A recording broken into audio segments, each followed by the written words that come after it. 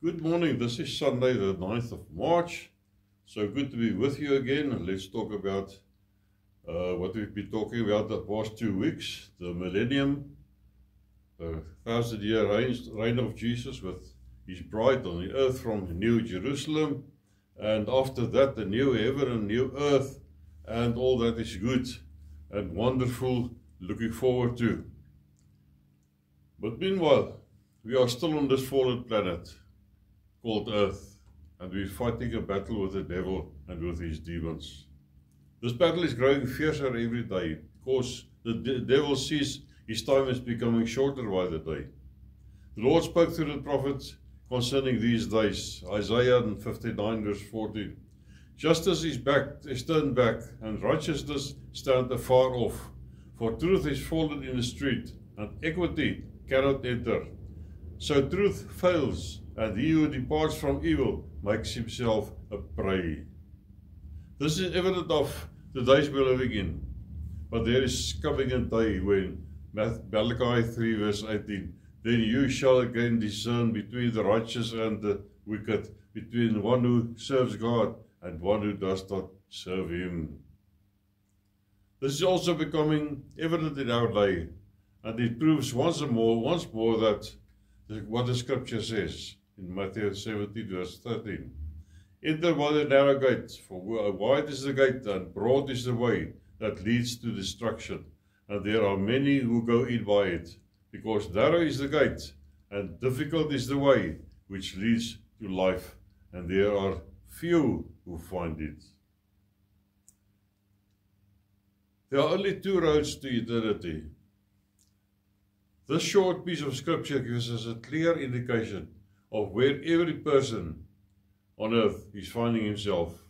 Every living being born on earth starts off on the broad way the moment he reaches the age of accountability. This broad way has no requirements for entry. Broadway has no borders. One may enter or leave at any time. That's your decision. We should not think that it's only bad people using this broad way. There are very decent folks walking in that way.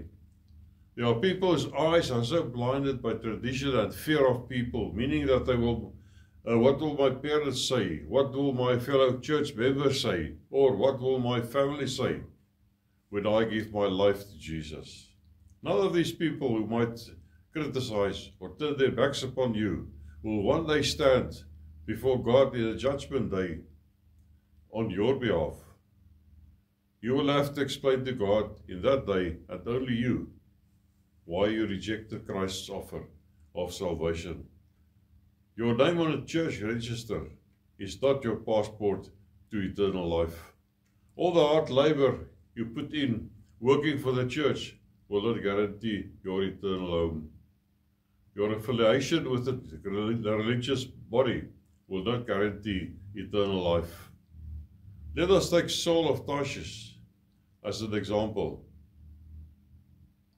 He was, according to Philippians 3 verse 5, in his own words, circumcised the 8th day of the stock of Israel, of the tribe of Benjamin, a Hebrew of the Hebrews, concerning the law, a Pharisee, concerning zeal, persecuting the church, concerning the righteousness which is in the law, blameless. That was his CV before he was converted. But still he was walking on the broad way. The moment he had an encounter with Jesus, the Son of God, he was translated onto the narrow way. Then his life radically changed. This is what happens to every person who invites Jesus into his life and make him the Lord of his life. This narrow way has only one gate through which one must enter, and that gate is called born again. John 3 verse 5, Jesus answered, most assuredly I say to you, unless one is born of water and the Spirit, he cannot enter the kingdom of God. There are only two gates called, there are no gates called tradition or good works or church register or another religion, whatever. Jesus is the only way. John 14:6. Jesus said to him, I am the way, the truth, and the life. No one comes to the Father except through me. Saul's life changed from a man who was greatly respected by his fellow Pharisees as well as the public, and feared by the Christians because of his stance on the sect of Christianity, to suddenly be enemy number one in the eyes of his former colleagues. Was he sad about this? I don't think so. Philippians 3 verse 7. But what things were gained to me, these I have counted lost for Christ.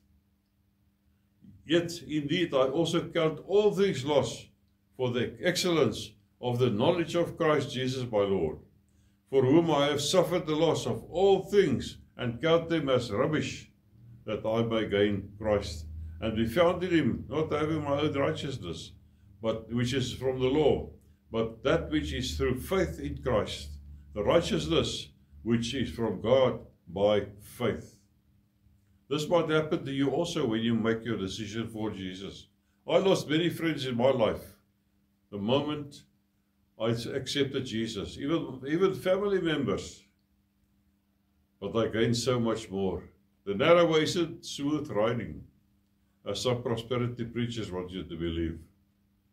What happened to Paul? Listen to him, 2 Corinthians 11:24. From Jews 5 times I received 40 stripes minus 1. 3 times I was beaten with rods. Once I was stoned. 3 times I was shipwrecked.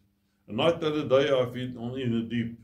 In journeys often, in perils in waters, in perils of robbers, in perils of my own countrymen, in perils of the Gentiles, in perils in the day, in perils in the wilderness, in perils in the sea, in perils among false brethren, in weariness and toil, in sleepless nights often, in hunger and thirst, in fastings often, in cold and nakedness.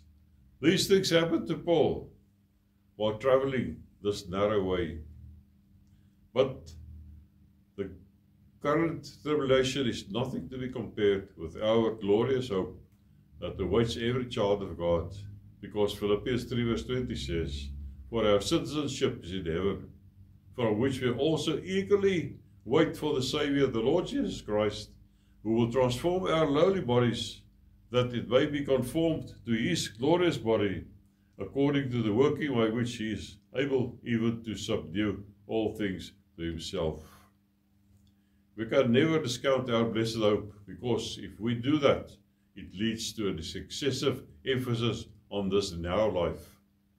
The message of the gospel is this: Jesus died on the cross for our sins, was buried, rose again on the 3rd day, ascended to heaven, and is coming again, at which time he will give us imperishable, immortal bodies and take us to the place he's preparing for us. Jesus' resurrection means that we too will live forever with bodies that will never grow old, never be sick, or never die. This is the gospel future. It's our blessed hope, and comes at the rapture. Titus 2 verse 11. For the grace